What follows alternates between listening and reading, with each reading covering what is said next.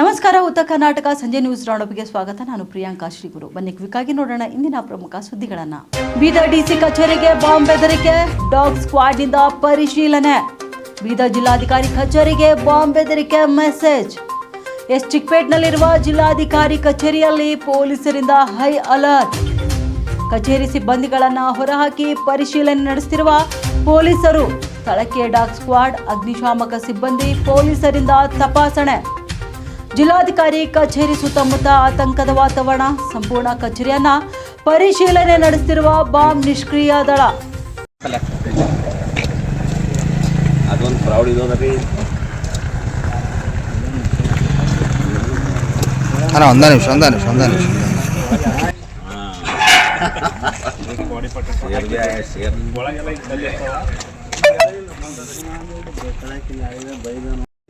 Last time ಇದರಿಂದ ಕೇರಳದಿಂದ ಬಂದಿದ್ದು.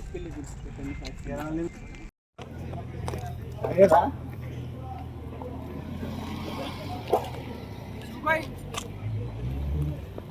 ಒಂದ ಕಡೆ ಮೇಲೆ ಬರ ರಸ್ತೆ ಚರಂಡಿ ವ್ಯವಸ್ಥೆ ಇಲ್ಲದೆ ಗಬ್ಬೆದ್ದು ನಾಡುತ್ತಿದೆ ತಾಜ್ ಕಾಲೋನಿ. ಎಸನು ರಸ್ತೆ ಚರಂಡಿ ವ್ಯವಸ್ಥೆ ಮಾಡಿ ಪುಣ್ಯ ಕಟ್ಕೊಳ್ರಿ ಎಂದು ಕೈ ಮುಗಿದು ಮನವಿ ಮಾಡಿದ ತಾಜ್ ಕಾಲೋನಿ ಜನ. ಬಸವ ಕಲ್ಯಾಣ ನಗರದ ತಾಜ್ ಕಾಲೋನಿಯ ಫಸ್ಟ್ ಕ್ಲಾಸ್ ನಿವಾಸಿಗಳ ಗೋಳು ಕೇಳೋರ್ಯಾರು. 20 ವರ್ಷಗಳಿಂದ ರಸ್ತೆ ಚರಂಡಿ ನಿರ್ಮಿಸದೆ ನಿರ್ಲಕ್ಷ್ಯ, ಜನರಿಗೆ ಸಂಕಷ್ಟ. ತಾಜ್ ಕಾಲೋನಿಯಲ್ಲಿ 20 ವರ್ಷಗಳಿಂದ ರಸ್ತೆ ಚರಂಡಿ ನಿರ್ಮಿಸಿಲ್ಲ ಎಂದು ಜನರು ಆಕ್ರೋಶ ವ್ಯಕ್ತಪಡಿಸುತ್ತಿದ್ದಾರೆ. ಸೂಕ್ತ ಚರಂಡಿ ವ್ಯವಸ್ಥೆ ಇಲ್ಲದೆ ಗಲೀಜೆಲ್ಲ ಕಚ್ಚಾ ರಸ್ತೆ ಮೇಲೆ ಹರಿದು ದುರ್ವಾಸನೆ ಬೀರುತ್ತಿದೆ. ಮಕ್ಕಳಿಗೆ, ವೃದ್ಧರಿಗೆ ಓಡಾಡಲು ತೀರಾ ಸಮಸ್ಯೆ ಆಗ್ತಿದೆ. ಕಚ್ಚಾ ರಸ್ತೆ ಇದ್ದಿದ್ದರಿಂದ ವಿಪರೀತ ಧೂಳು ಕೂಡ ಬರ್ತಿದೆ. ಇನ್ನು ಶಾಸಕರಿಗೆ, ನಗರಸಭೆ ಪೌರಾಯುಕ್ತರಿಗೆ ಅನೇಕ ಬಾರಿ ಮನವಿ ಮಾಡಿದ್ರೂ ಕೂಡ ಸಮಸ್ಯೆ ಬಗೆಹರಿಸ್ತಿಲ್ಲ. ಹೀಗಾಗಿ ಚರಂಡಿ ನೀರಿನಿಂದ ಸಾಂಕ್ರಾಮಿಕ ರೋಗ ಹರಡುವ ಭೀತಿ ಕೂಡ ಜನರಲ್ಲಿ ಎದುರಾಗಿದೆ. ಕೂಡಲೇ ರಸ್ತೆ ಚರಂಡಿ ವ್ಯವಸ್ಥೆ ಮಾಡಿ ಪುಣ್ಯ ಕಟ್ಕೊಳ್ರಿ ಎಂದು ತಾಜ್ ಕಾಲೋನಿ ಜನ ತಮ್ಮ ಅಳಲನ್ನ ತೋಡ್ಕೊಂಡಿದ್ದಾರೆ. ಮತ್ತು ತಾಜ್ ಕಾಲೋನಿ ಎರಡರ ನಡುವೆ ಏನು ರೋಡ್ ಅದ, ಅವು ನಾಲಿಗಳು ಹಂಗೆ ಅವ. ನಾಲಿ ಇಲ್ಲ, ನಾಲಿ ನೀರೆಲ್ಲ ರೋಡ್ ಮೇಲೆ ಬರ್ತಾವ. ಮಕ್ಕಳಿಗೆ ಓಡಾಡ್ಲಿಕ್ಕೂ ತ್ರಾಸ ಆಗ್ಲಿಕ್ಕತ್ತದ. ರೋಡ್ ಇಲ್ಲ, ಸಂಡಾಸ್ ನೀರೆಲ್ಲ ದಾರಿ ಮೇಲೆ ಬರ್ತಾವ, ರೋಡ್ ಮೇಲೆ ನೀರು. ಸೊಳ್ಳೆಗಳ ಕಾಟ ಎಲ್ಲರಿಗೂ ಹೇಳಿ ಸೋತ್ ಬಿಟ್ಟಿದ್ದೀವಿ. ಒಂದು ತಾಸು ದಿವಸ ಒಂದು ಗಂಟೆ ನಾಲಿ ಸಾಫ್ ಮಾಡಬೇಕು, ಇಲ್ಲ ಅಂದ್ರೆ ಡಬ್ರಿ ಹೆಂಗೆ ನಿಂದಿರ್ತದೆ. ಸರ್ ನಾವು ಮನೆ 89 ಕಟ್ಟೀವಿ. 1990 ಮನೆ ಕಟ್ಟೀವಿ. ಆಚೆ ಕಡೆ ರೋಡ್ ಇದ್ದಿಲ್ಲ. ಹೋದ ವರ್ಷ ರೋಡ್ ಆಯ್ತು, ಅದು ಒಂದು 2.5 ಫೀಟ್ ಉದುತ್ತು. ಅಲ್ಲಿ ನಾಲಿ ಆಯ್ತು, ರೋಡ್ ಆಯ್ತು. ಈ ಕಡೆ ಹಿಂಗೆ ಹೊಡಿತು.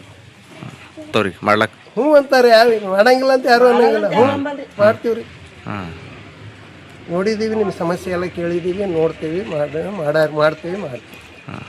ನಿಮ್ಮ ಹೆಸರು? ಶೈಲ್ ಹುಡಿಯೋದಂತ. ರೋಡ್ ಆಗ್ಬೇಕ್ರಿ, ಮತ್ತೆ ನಾಲಿ ಆಗ್ಬೇಕು. ಎಷ್ಟು ವರ್ಷ? 15-30 ವರ್ಷ ಐತ್ರಿ. ಎಲ್ಲಾ ಕಡೆ ಎಲ್ಲಾ ಕಾಲನಿದಾಗ ರೋಡ್ ಆಗ್ಯಾವ. ಬಟ್ ನಮ್ಮ ಕಾಲನಿದಾಗ ಇದಿಷ್ಟೇ ಯಾರಿಗೂ ಕಾಣ್ತಾ ಇಲ್ಲ. ಒಂದು ಅರ್ಧ ಕಿಲೋಮೀಟರ್ ಜನರು ಓಡಾಡಕ, ವಾಹನಗಳು ಓಡಾಡಕ, ನಮ್ಗೆ ಓಡಾಡಕ, ಆಮೇಲೆ ಮನಿ ಎಲ್ಲಾ ಧೂಳು ಆಗ್ತಾ ಇದೆ. ಇದು ಭಾಳ ಸಮಸ್ಯೆ ಆಗ್ತದೆ. ಮಳೆ ಬಂತು ಅಂತಂದ್ರು ಓಡಾಡಕ್ ಆಗಲ್ಲ. ಒಂದ್ಸಲ ಪ್ರತಿ ವರ್ಷ CMC ಕೌನ್ಸಿಲರ್ಗಳಿಗೆ ಹೇಳ್ತೀವಿ, ಆಮೇಲೆ ಮೆಂಬರ್ಸ್ ಆರ್ಸಿ ಬಂದವ್ರಿಗೆ ಹೇಳಿವಿ. ಯಾರೊಬ್ರು ಆರ್ಸಿ ಬರೋವರೆಗೂ ಬರ್ತಾರ. ಆಮೇಲಿಂದ ಅವ್ರು ಯಾರು ಅನ್ನೋದೇ ನಮ್ಮ ಮುಖ ತೋರ್ಸ. ಅದು ಆರೋಗ್ಯದ ಬಗ್ಗೆ ಹೇಳ್ತೀವಿ. ಯಾರಿಗೆ ಹೇಳ್ಬೇಕ್ರಿ? ಈಗ ಹೇಳೋದ್ರೆ ಯಾರಿಗೆ ಹೇಳ್ಬೇಕು? ಏನ್ರ ಪ್ರಾಬ್ಲಮ್ ಸಾಲ್ವ್ ಮಾಡ್ಬೇಕಿಲ್ಲ, ಅದಕ್ಕೆ ಒಟ್ಟೆ ಇಲ್ರಿ. ನೀವು ವಿಡಿಯೋ ಮಾಡ್ಕೊಂಡು ನೋಡ್ರಿ, ಎಲ್ಲಿ ತನ ಹೋಗ್ರಿ ಒಟ್ಟು ನಾಲಿನ ಸಿಗಲ್ಲ ನಿಮಗೆ ಏರಿಯಾ. ಅದು ಏನಾರ ಮಾಡಿ ಪ್ರಾಬ್ಲಮ್ ಸಾಲ್ವ್ ಮಾಡ್ಕೊಡ್ರಿ. ಇನ್ನು ಡಿಸೆಂಬರ್ 13ರಿಂದ 15ರವರೆಗೆ 3 ದಿನಗಳ ಕಾಲ ನಡೆಯಲಿದ್ದು, ಪ್ರತಿದಿನ ಸರಿಯಾಗಿ ಸಂಜೆ 6:30ರಿಂದ 8:30ರವರೆಗೆ ಕುರಾನ್ ಪ್ರವಚನ ನಡೆಯಲಿದೆ. ಡಿಸೆಂಬರ್ 13ರಂದು ನ್ಯಾಯ ಮತ್ತು ಸಮಾನತೆ, 14ರಂದು ಮನಶಾಂತಿಯ ಬಗ್ಗೆ ಹಾಗೂ 15ರಂದು ಧರ್ಮ ಮತ್ತು ಮಾನವ ಸಂಬಂಧಗಳ ಕುರಿತು ಪ್ರವಚನ ನಡೆಯಲಿದೆ ಎಂದು. ಹೀಗಾಗಿ ಎಲ್ಲ ಸಮಾಜವನ್ನು ಒಂದುಗೂಡಿಸುವ ಕಾರ್ಯಕ್ರಮ ಕುರಾನ್ ಪ್ರವಚನ ಕಾರ್ಯಕ್ರಮವಾಗಿದೆ. ಸಮಾಜದಲ್ಲಿ ಶಾಂತಿ, ನೆಮ್ಮದಿ ನೆಲೆಸಬೇಕೆನ್ನುವ ದೃಷ್ಟಿಯಿಂದ ಕುರಾನ್ ಪ್ರವಚನ ನಡೆಯುತ್ತಿದೆ. ಇಂದಿನ ಸಮಾಜದಲ್ಲಿ ಯುವಕರ ಮಾನಸಿಕ ನೆಮ್ಮದಿಗಾಗಿ, ಮನಸ್ಸಿನ ಶಾಂತಿಗಾಗಿ ಕುರಾನ್ ಪ್ರವಚನ ಅತಿ ಅವಶ್ಯಕವಾಗಿದೆ. ಜೀವನದಲ್ಲಿ ಸುಖ, ಶಾಂತಿ, ನೆಮ್ಮದಿಗಾಗಿ ಕುರಾನ್ ಪ್ರವಚನದಲ್ಲಿ ಹೆಚ್ಚಿನ ಜನರು ಭಾಗವಹಿಸಿ ಪಾವನರಾಗಬೇಕೆಂದು ಮನವಿ ಮಾಡಿದ್ದಾರೆ. मैं राजेश्वरी वर्धन, हाईकोर्ट एडवोकेट, आपसे यही अपील करती हूँ कि मैं हिंदी में बोल रही हूँ।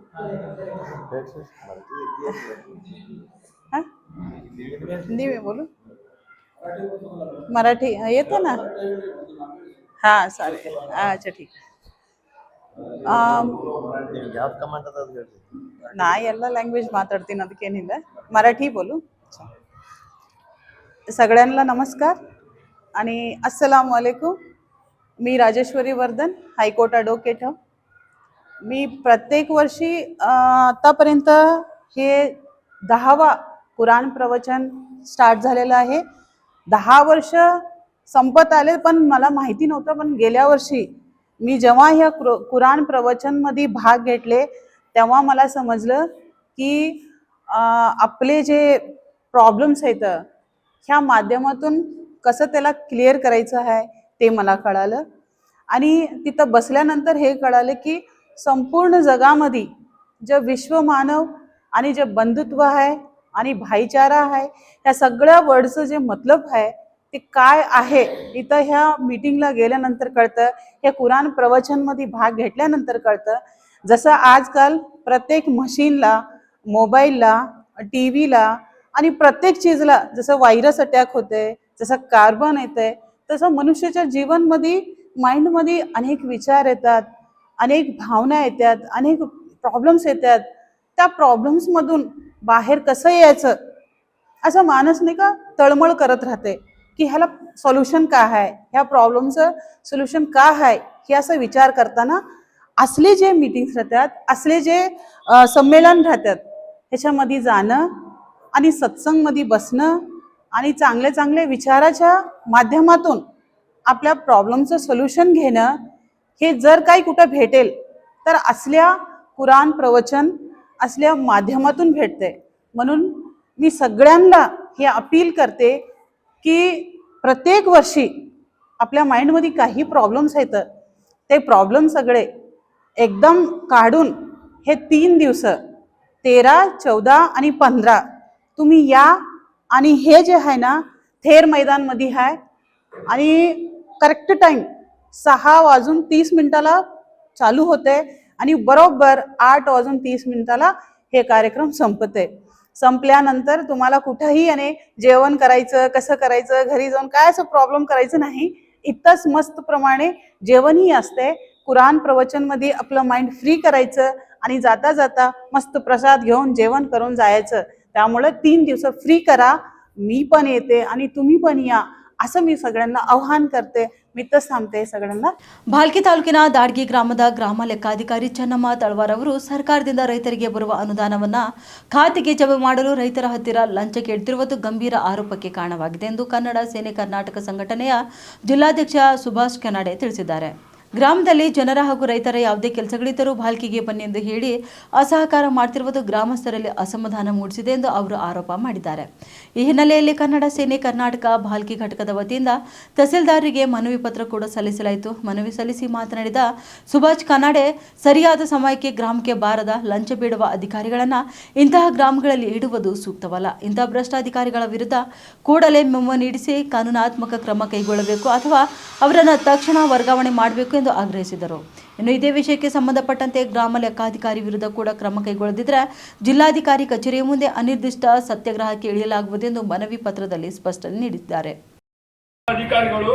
ಅಧಿಕಾರಿಗಳ ವಿರುದ್ಧ ಸೂಕ್ತ ಕ್ರಮಗಳನ್ನು ಜರುಗಿಸಬೇಕೆಂದು ತಮ್ಮಲ್ಲಿ ವಿನಂತಿಸಿಕೊಳ್ಳುತ್ತವೆ ಇಲ್ಲವಾದಲ್ಲಿ ಒಂದು ವೇಳೆ ಈ ಗ್ರಾಮ ಲೆಕ್ಕಾಧಿಕಾರಿಗೆ ವರ್ಗಾವಣೆ ಆಗದಿದ್ದಲ್ಲಿ ಜಿಲ್ಲಾಧಿಕಾರಿಗಳ ಕಚೇರಿ ಮುಂದೆ ಅನಿರ್ದಿಷ್ಟಾವಧಿ ಧರಣಿಗಳನ್ನು ನಾವು ನಡೆಸಲಿಕ್ಕೂ ಸಿದ್ಧವಾಗಿದ್ದೇವೆ ಎಂದು ತಮ್ಮಲ್ಲಿ ನಾವು ಮನವರಿಕೆ ಮಾಡಿಕೊಳ್ಳುತ್ತಿದ್ದೇವೆ ಅಷ್ಟೇ ಅಲ್ಲದೆ ದಾಡ್ಗಿ ಗ್ರಾಮ ಪಂಚಾಯಿತಿ ಮೊನ್ನೆ ದಂಡಾಧಿಕಾರಿಗಳೇ ಇನ್ನೊಂದು ಸಾರಿ ಹೇಳ್ತಾ ಇದ್ದೀನಿ ಅಷ್ಟೇ ಅಲ್ಲದೆ ದಾಡ್ಗಿ ಗ್ರಾಮ ಪಂಚಾಯಿತಿಯ ಅಧಿಕಾರಿಗಳು ಮತ್ತು ಸದಸ್ಯರು ಕೂಡ ಲಂಚದಲ್ಲಿ ಶಾಮೀಲಾಗಿದ್ದಾರೆ ಎಂದು ಮೇಲ್ನೋಟಕ್ಕೆ ಕಂಡು ಬರುತ್ತಿದೆ ಬರುವ ದಿನಗಳಲ್ಲಿ ತನಿಖೆ ತಾವು ಅತಿ ಸೂಕ್ಷ್ಮವಾಗಿ ನಡೆಸಿ ಸತ್ಯಾಂಶಗಳನ್ನು ಕಂಡು ಅವರ ಮೇಲೆ ಸೂಕ್ತ ಕ್ರಮಗಳನ್ನು ತಾವು ಜರುಗಿಸುತ್ತೇವೆ ಎಂದು ನಾವು ನಂಬಿ ಈ ಮನವಿ ಪತ್ರಗಳನ್ನು ಸಲ್ಲಿಸುತ್ತಿದ್ದೇವೆ ಮೊನ್ನೆ ಜಿಲ್ಲಾಧ್ಯಕ್ಷರಾದಂಥ ಸುಭಾಷ್ ಕನ್ನಡೆಯವರ ಒಂದು ನೇತೃತ್ವದಲ್ಲಿ ಮತ್ತು ದಯಾನಂದ್ ಸಜ್ಜನ್ ಶೆಟ್ಟಿ ತಾಲೂಕಾಧ್ಯಕ್ಷರ ಒಂದು ನೇತೃತ್ವದಲ್ಲಿ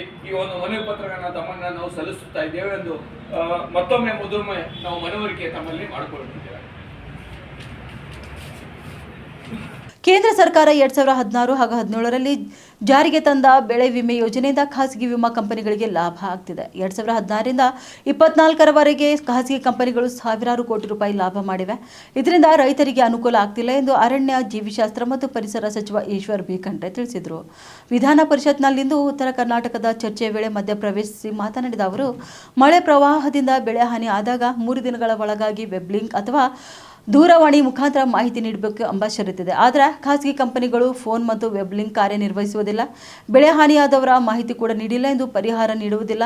ಇಂತಹ ಸಂಕಷ್ಟ ನ್ಯೂನತೆಗಳಿವೆ ಎಂದು ಅವರು ತಿಳಿಸಿದ್ದಾರೆ. ಇನ್ನು ಬೆಳೆ ಕಟಾವು ಪ್ರಯೋಗದಲ್ಲಿ 7 ವರ್ಷದ ಅಂದಾಜಿನಲ್ಲಿ 5 ವರ್ಷದ ಇಳುವರಿಯ ಸರಾಸರಿ ತೆಗೆದುಕೊಳ್ಳುವ ವಿಚಾರದಲ್ಲೂ ಕೂಡ ವೈಜ್ಞಾನಿಕವಾಗಿ ನಿಗದಿ ಮಾಡುವುದಿಲ್ಲ ಮತ್ತು ಋತುಮಾನದ ಮಧ್ಯಕಾಲನ ವೈಪರೀತ್ಯ ಅಂದರೆ ಮಿಡ್ ಸೀಸನ್ ಅಡ್ವರ್ಸಿಟಿ ವಿಚಾರದಲ್ಲೂ ಕೂಡ ರೈತರಿಗೆ ಅನ್ಯಾಯ ಆಗ್ತಿದೆ.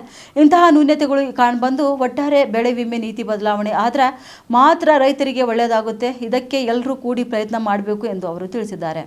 ಇನ್ನು ಕೇಂದ್ರ ಸರ್ಕಾರ ಬೆಳೆ ವಿಮೆ ಯೋಜನೆಗೆ ಮಾಡಿರುವ ಮಾರ್ಗಸೂಚಿಗಳಲ್ಲಿ ಸಾಕಷ್ಟು ನ್ಯೂನತೆಗಳು ಕಂಡುಬಂದಿವೆ. ಇದನ್ನು ಕೂಡ ಪರಿಹರಿಸಲು ಕೃಷಿ ಸಚಿವರು ಸಭೆ ಮಾಡಿ ಕೇಂದ್ರಕ್ಕೆ ಪ್ರಸ್ತಾವನೆ ಸಲ್ಲಿಸಿದ್ದಾರೆ. ಆದರೆ ಈವರೆಗೆ ಕೇಂದ್ರ ಸರ್ಕಾರ ಮಾರ್ಗಸೂಚಿಗೆ ಬದಲಾವಣೆ ಮಾಡಿಲ್ಲ ಎಂದು ಅವರು ಸ್ಪಷ್ಟನೆ ನೀಡಿದ್ದಾರೆ. ಮೈಸೂರಿನಲ್ಲಿ ಯುನಿಟಿ ಮಾಲ್ ನಿರ್ಮಾಣಕ್ಕೆ ತಡೆಯಾಜ್ಞೆ ವಿಚಾರ ಸಂಬಂಧ ಮಾಧ್ಯಮ ಪ್ರಕಟಣೆ ಮೂಲಕ ಪ್ರಮೋದ ದೇವಿ ಒಡೆಯರ್ ಸ್ಪಷ್ಟನೆ ನೀಡಿದ್ದಾರೆ. ಮಾಲ್ ನಿರ್ಮಾಣಕ್ಕೆ ನನ್ನ ವಿರೋಧ ಇಲ್ಲ, ಆದರೆ ನಮ್ಮ ಜಾಗದಲ್ಲಿ ಕಟ್ಟಡ ನಿರ್ಮಾಣ ಮಾಡುವುದು ಸರಿಯಲ್ಲ. ಇದೇ ವಿಚಾರವಾಗಿ ನ್ಯಾಯಾಲಯದಲ್ಲಿ ಪ್ರಕರಣ ದಾಖಲಾಗಿದೆ ಎಂದು ಅವರು ತಿಳಿಸಿದ್ದಾರೆ. ಇನ್ನು ಕಸಬಾ ಹೋಬಳಿಯ ಸರ್ವೆ ನಂಬರ್ 1ರ ದೊಡ್ಡಕೆರೆ ಟ್ಯಾಂಕ್ ಬೆಡ್ ಭೂಮಿಯಲ್ಲಿ ಮಾಲ್ ನಿರ್ಮಾಣ ಬಗ್ಗೆ ಹೈಕೋರ್ಟ್ ಯಥಾಸ್ಥಿತಿ ಆದೇಶ ನೀಡಿದೆ. ಕರಕುಶಲ ವಸ್ತು ಐಜಿ ಟ್ಯಾಗ್ ಮಾಡಲಾದ ಉತ್ಪನ್ನ ಪ್ರದರ್ಶನಕ್ಕೆ ಕರ್ನಾಟಕ ಸರ್ಕಾರವು ಮಾಲ್ ಸ್ಥಾಪಿಸಲಿ, ಅದಕ್ಕೆ ವಿರೋಧ ಇಲ್ಲ. ಆದರೆ ಸರ್ಕಾರಕ್ಕೆ ಸೇರಿದ ಯಾವುದೇ ಭೂಮಿಯನ್ನು ಹಂಚಿಕೆ ಮಾಡಲಿ, ಅದರ ಬದಲು ಖಾಸಗಿ ಆಸ್ತಿಯನ್ನು ಹಂಚಿಕೆ ಮಾಡುವುದು ಸರಿಯಲ್ಲ. ನನ್ನ ಪೂರ್ವಜರ ಭೂಮಿ ಉಳಿಸಿಕೊಳ್ಳುವುದು ರಕ್ಷಣೆ ನನ್ನ ಜವಾಬ್ದಾರಿಯಾಗಿದೆ. ಅದೇ ನನ್ನ ಕೆಲಸವನ್ನು ನಾನು ಮಾಡಿದ್ದೇನೆ. ನನ್ನ ನಿಲುವನ್ನು ದೃಢೀಕರಿಸಲು ಸಂಬಂಧಿತ ದಾಖಲೆ ಸಲ್ಲಿಸಲಾಗಿದೆ ಎಂದು ಪತ್ರಿಕಾ ಪ್ರಕಟಣೆ ಮೂಲಕ ಪ್ರಮೋದ ದೇವಿ ಒಡೆಯರ್ ಸ್ಪಷ್ಟನೆ ನೀಡಿದ್ದಾರೆ. ಇನ್ನು ಸ್ಥಳೀಯವಾಗಿ ಉತ್ಪಾದನೆಯಾಗುವ ಕರಕುಶಲ ಉತ್ಪನ್ನಗಳಿಗೆ ಮಾರುಕಟ್ಟೆ ಒದಗಿಸುವ ನಿಟ್ಟಿನಲ್ಲಿ ಕೇಂದ್ರ ಸರ್ಕಾರದ ಸಹಯೋಗದೊಂದಿಗೆ 6.5 ಎಕರೆ ಪ್ರದೇಶದಲ್ಲಿ ಯೂನಿಟಿ ಮಾಲ್ ನಿರ್ಮಾಣ ಕಾರ್ಯ ಕೆಲ ತಿಂಗಳುಗಳ ಹಿಂದಷ್ಟೇ ಆರಂಭವಾಗಿತ್ತು. ಇನ್ನು ಕೇಂದ್ರ ಸರ್ಕಾರದ 193 ಕೋಟಿ ರೂಪಾಯಿ ವೆಚ್ಚದಲ್ಲಿ ರಾಜ್ಯ ಸರ್ಕಾರ ಈ ಯೂನಿಟಿ ಮಾಲ್ ನಿರ್ಮಾಣಕ್ಕೆ ಮುಂದಾಗಿತ್ತು. ಇದು ಕೇಂದ್ರದ ಯೋಜನೆಯಾದ ಕಾರಣ ಮೈಸೂರು ಕೊಡಗು ಸಂಸದ ಯದುವೀರ್ ಒಡೆಯರ್ ಕೂಡ ಕಾಮಗಾರಿ ಸ್ಥಳಕ್ಕೆ ಭೇಟಿ ನೀಡಿ ಪರಿಶೀಲನೆ ಮಾಡಿದರು. ಈ ನಡುವೆ ಮಾಲ್ ನಿರ್ಮಾಣಕ್ಕೆ ಪ್ರಮೋದ ದೇವಿ ಒಡೆಯರ್ ತಡೆಯಾಜ್ಞೆ ತಂದಿರೋದು ಭಾರಿ ಚರ್ಚೆಗೆ ಗ್ರಾಸವಾಗಿದೆ. ವಿಧಾನಸಭೆಯಲ್ಲಿಂದು 7 ತಿಂಗಳ ಗೃಹಲಕ್ಷ್ಮಿ ಕಂತು ಬಾಕಿ ವಿಚಾರ ಕೋಲಾಹಲ ಸೃಷ್ಟಿಸಿತು. ಈ ವರ್ಷದ ಫೆಬ್ರವರಿ ಮಾರ್ಚ್ ತಿಂಗಳ ಗೃಹಲಕ್ಷ್ಮಿ ಕಂತು ಬಂದಿಲ್ಲ ಅಂತ ಮೊನ್ನೆ ಸದನದಲ್ಲಿ ಶಾಸಕ ಮಹೇಶ್ ತೆಂಗಿನಕಾಯಿ ಹೇಳಿದರು. ಅದಕ್ಕೆ ಸಚಿವೆ ಲಕ್ಷ್ಮೀ ಹೆಬ್ಬಾಳ್ಕರ್ ಉತ್ತರ ಕೊಟ್ಟು, ಆಗಸ್ಟ್ವರೆಗೂ ಎಲ್ಲ ಕ್ಲಿಯರ್ ಇದೆ. ಆಗಸ್ಟ್ವರೆಗೆ ಅಂದರೆ ಫೆಬ್ರವರಿ ಮಾರ್ಚ್ ಕೂಡ ಸೇರುತ್ತೆ, ಅರ್ಥ ಮಾಡ್ಕೊಳ್ಳಿ ಅಂತ ಹೇಳಿದ್ದಾರೆ. ಈ ಉತ್ತರ ಬಿಜೆಪಿ ನಾಯಕರಿಗೆ ಸಮಾಧಾನ ತಂದಿರಲಿಲ್ಲ. ಇವತ್ತು ಮತ್ತೆ ಸದನದಲ್ಲಿ ವಿಪಕ್ಷ ನಾಯಕ ಆರ್ ಅಶೋಕ್ ವಿಚಾರ ಪ್ರಸ್ತಾಪಿಸಿ ಲಕ್ಷ್ಮೀ ಹೆಬ್ಬಾಳ್ಕರ್ ಸದನಕ್ಕೆ ಸುಳ್ಳು ಹೇಳಿದ್ದಾರೆ. ಫೆಬ್ರವರಿ ಮಾರ್ಚ್ ಕಂತು ಬಂದಿದೆ ಅಂತ ಸಚಿವರು ಉತ್ತರ ಕೊಟ್ಟಿದ್ದಾರೆ. ಆದರೆ ಆ 2 ಕೊಟ್ಟೇ ಇಲ್ಲ ಅಂತ ಮಹಿಳಾ ಹಾಗೂ ಮಕ್ಕಳ ಕಲ್ಯಾಣ ಇಲಾಖೆಯ ಹಾವೇರಿ ಗದಗ ಉಪನಿರ್ದೇಶಕರೇ ಅಧಿಕೃತವಾಗಿ ಮಾಹಿತಿ ಕೊಟ್ಟಿದ್ದಾರೆ ಎಂದು ಪತ್ರ ಪ್ರದರ್ಶಿಸಿದರು. ಸಚಿವರು ತಪ್ಪು ಉತ್ತರ ಕೊಟ್ಟರು. ಇನ್ನು ಸದನದ ಗೌರವ ಕಳೆದರು. ಅವರ ವಿರುದ್ಧ ಹಕ್ಕುಚ್ಯುತಿಗೆ ಕೊಡ್ತೀರಾ, ಇನ್ನು ಪನಿಷ್ಮೆಂಟ್ ಏನು ಅಂತ ವಾಗ್ದಾಳಿ ಕೂಡ ನಡೆಸಿದ್ದಾರೆ. ರಾತ್ರಿ ಎಲ್ಲ ಡಿನ್ನರ್ ಮೀಟಿಂಗ್ ಇದ್ರೆ ಬೆಳಗ್ಗೆ ಹೇಳೋದು ಲೇಟ್ ಆಗುತ್ತೆ. ಸದನಕ್ಕೆ ತಯಾರಾಗದೆ ಹೀಗೆ ತಪ್ಪು ಉತ್ತರ ಕೊಡ್ತಾರೆ. ಹಾಗಾಗಿ ಸದನ ಮುಗಿಯುವವರೆಗೆ ಡಿನ್ನರ್ ಮೀಟಿಂಗ್ಗಳನ್ನು ನಡೆಸಬೇಕು ಅಂತ ಅಶೋಕ್ ಕಾಲ್ ಹೇಳಿದ್ರು. ಸಚಿವರು ಸುಳ್ಳು ಹೇಳಿದ್ದಾರೆ ಅಂದ್ರು. ಈ ವೇಳೆ ಮಧ್ಯಪ್ರವೇಶ ಮಾಡಿದ ಸಿಎಂ, ಸಚಿವರು ಬಂದಿದೆ ಅಂದಿದ್ದಾರೆ, ಬಂದಿಲ್ಲ ಅಂದ್ರೆ ಕೊಡಿಸೋಣ, ಹೆಚ್ಚು ಕಮ್ಮಿ ಆಗಿದ್ರೆ ಕೊಡಿಸೋಣ, ಇನ್ನು ಸೋಮವಾರ ಸಚಿವರೇ ಮತ್ತೆ ಉತ್ತರ ಕೊಡ್ತಾರೆ ಅಂದ್ರು. ಇನ್ನು ಸ್ಪೀಕರ್ ಕೂಡ ಮಾತನಾಡಿ ಸೋಮವಾರ ಸಚಿವರಿಂದ ಉತ್ತರ ಬರಲಿದೆ ಅಂತ ಹೇಳಿದ್ದಾರೆ. ಅಲ್ಲಿವರೆಗೆ ಈ ವಿಷಯಕ್ಕೆ ತೆರೆ ಬಿದ್ದಿದೆ. ರಾಜ್ಯದಲ್ಲಿ ಕಡ್ಡಾಯ ಕನ್ನಡ ಭಾಷಾ ನಾಮಫಲಕ ಅಳವಡಿಕೆ ಕುರಿತು ನಿಗಾವಹಿಸಲು ರಾಜ್ಯದ ಎಲ್ಲ ಜಿಲ್ಲಾಧಿಕಾರಿಗಳಿಗೆ ಸೂಚನೆ ನೀಡಲಾಗಿದೆ. ಆದಷ್ಟು ಬೇಗ ರಾಜ್ಯದಲ್ಲಿ ನಿಯಮ ಸಂಪೂರ್ಣ ಅನುಷ್ಠಾನಕ್ಕೆ ಕ್ರಮ ಕೈಗೊಳ್ಳಲಾಗುತ್ತಿದೆ ಅಂತ ಸಚಿವ ಶಿವರಾಜ್ ತಂಗಡಗಿ ತಿಳಿಸಿದ್ದಾರೆ. ಇನ್ನು ವಿಧಾನ ಪರಿಷತ್ ಪ್ರಶ್ನೋತ್ತರ ಕಲಾಪದಲ್ಲಿ ಕಾಂಗ್ರೆಸ್ ಸದಸ್ಯೆ ಉಮಾಶ್ರೀ ಪ್ರಶ್ನೆ ಕೇಳಿದ್ರು. ಕನ್ನಡ ನಾಮಫಲಕ ಅಳವಡಿಸುವ ಅಭಿಯಾನ ಸಂಪೂರ್ಣ ಆಗಿಲ್ಲ, ನಾಮಫಲಕ ಸಂಪೂರ್ಣ ಆಗಬೇಕು. ಇದು ನಿರಂತರವಾಗಿ ಆಗೋ ಕೆಲಸ, ಅಪೂರ್ಣ ಆಗೋ ಪ್ರಶ್ನೆ ಇಲ್ಲ ಅಂತ ಸಚಿವರು ಹೇಳ್ತಾರೆ. ಇನ್ನು ಹುಬ್ಬಳ್ಳಿಯಲ್ಲಿ ಈ ಕೆಲಸ ಉತ್ತಮವಾಗಿ ಆಗಿದೆ. ಮೈಸೂರಿನಲ್ಲಿ ಕೂಡ ಜಾರಿ ಆಗಿಲ್ಲ. ಕನ್ನಡ ನಾಮಫಲಕ ಕಡ್ಡಾಯ ಶೀಘ್ರವೇ ಮುಗಿಸಬೇಕು. ಬೆಂಗಳೂರಿನಲ್ಲಿಯೂ ಕೂಡ ಕನ್ನಡ ಕಡ್ಡಾಯ ನಾಮಫಲಕ ನಿಯಮ ಸಮರ್ಪಕವಾಗಿ ಆಗ್ತಿಲ್ಲ.